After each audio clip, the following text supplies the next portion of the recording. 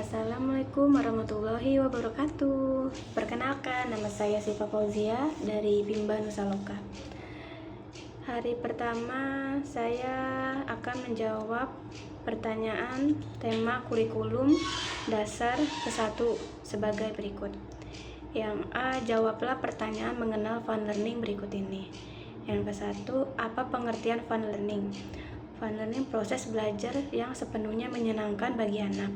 Yang kedua, mengapa proses belajar harus fun learning? Agar anak senang di dalam kelas, anak merasa nyaman dan bahagia pastinya. Yang ketiga, apa tujuan fun learning? Menumbuhkan minat belajar secara intrinsik. Yang keempat, apa hukum fun learning di Bimba? Wajib ya pastinya hukumnya. Agar anak senang 100%. Yang kelima, siapa yang harus merasakan fun learning dan sebut alasannya. Anak yang harus merasakan fun learning agar anak mau bermain di dalam kelas dan bahagia dalam proses pembelajarnya. Yang keenam, siapa yang harus menciptakan fun learning dan sebut alasannya. Pastinya motivator atau guru. Agar anak mau bermain sambil belajar di dalam kelas, dan guru harus menciptakan suasana yang hangat, menyenangkan dalam proses pembelajaran. Yang ketujuh, bagaimana cara menciptakan fun learning? Mengajak anak berdialog, bernyanyi, mendongeng, bermain modul baca-bacaan. Lalu yang kedelapan, bagaimana cara mengevaluasi anak, apakah anak fun learning atau tidak? Pastinya kita sebagai motivator memperhatikan anak apakah anak terlihat senang atau tidak di dalam kelas, dan apakah anak lebih mudah memahami dan menyerap materi yang dipelajari. Lalu anak memperhatikan apakah anak terlihat senang dalam proses pembelajaran. Yang kesembilan, apa dampak yang terjadi bila proses belajar menyenangkan? Dampaknya mengurangi rasa stres belajar anak, meningkatkan minat dan motivasi anak.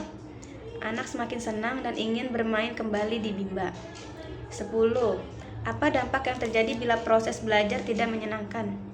Pastinya anak mudah stres, gelisah, bahkan anak juga bisa benci belajar dan tidak ingin kembali lagi ke Bimba. Yang B, jawablah pertanyaan mengenai metode small step system. Yang pertama, apa pengertian small step system? Small step system proses belajar yang dilakukan secara bertahap. Yang kedua, mengapa proses belajar harus dilakukan secara bertahap? Small step system. Agar proses belajar yang menyenangkan semua anak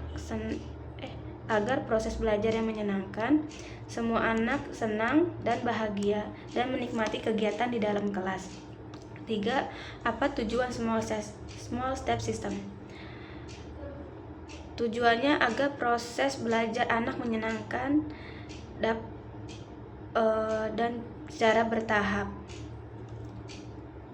Yang keempat, bagaimana cara agar motivator dapat mewujudkan proses belajar yang small step system?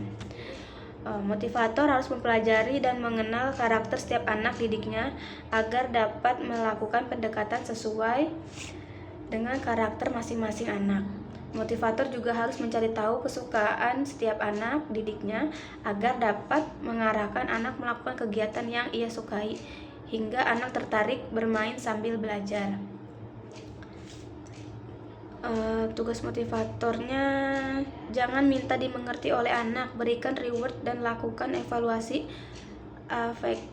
afeksi setiap saat agar motivator dapat memastikan anak didiknya senang dan bersemangat melakukan kegiatan bermain sambil belajar.